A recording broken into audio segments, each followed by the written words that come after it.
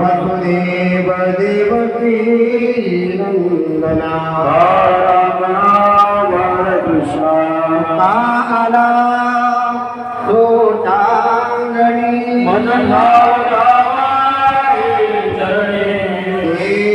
करीत से विनवणी सकळ देवादी देवा महानंदा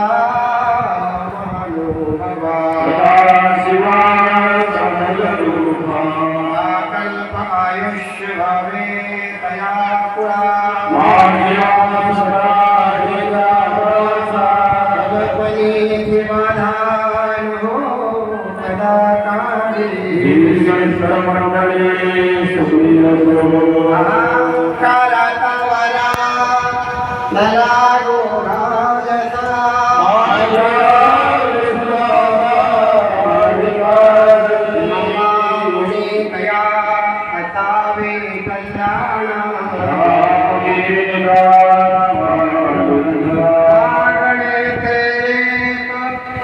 प्रति आहे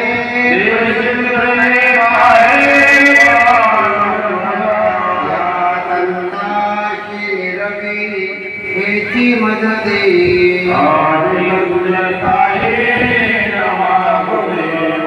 तुका म्हणे आता उदार तू होई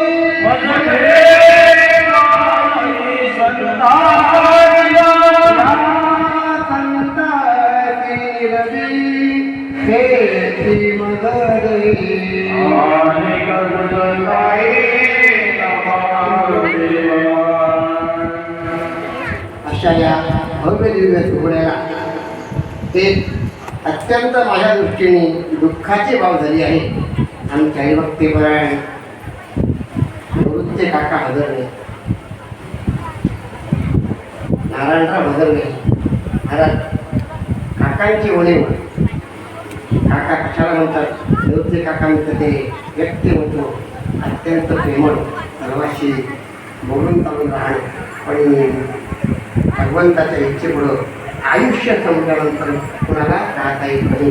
हे नियमाने निवृत्ते काका आम्हाला सोडून गेले आहेत.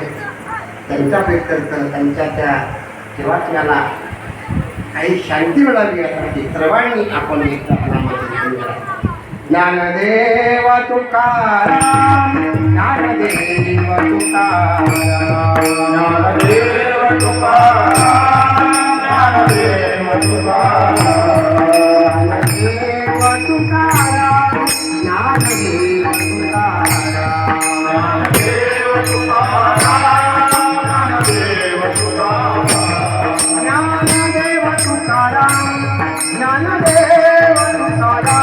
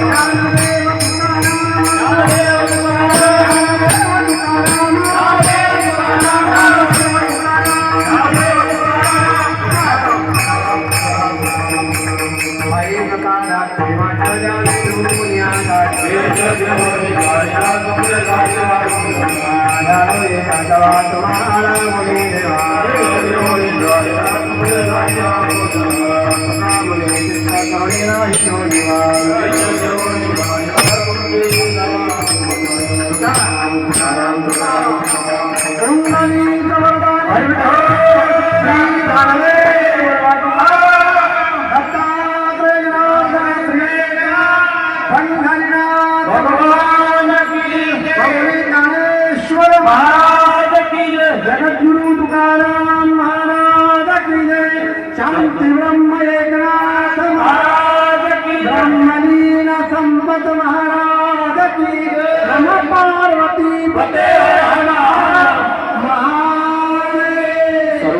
5 मिनिटं आपापल्या जागेवर शांततेत. सालाबाद प्रमाणे चालत असलेला आपला श्रीराम जन्मोत्सव या ठिकाणी आज या कार्यक्रमाची सांगता होत आहे. या कार्यक्रमामध्ये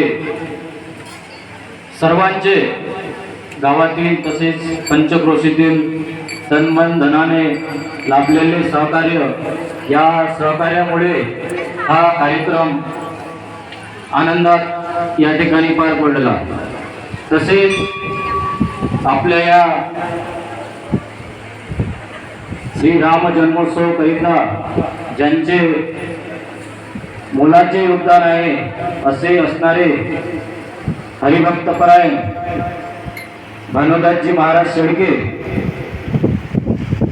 जे या ठिकाणी आपण 8 दिवस ज्यांच्या मुखामधून ग्रंथराज ज्ञानेश्वरी पारायण या ठिकाणी ऐकलं आहे.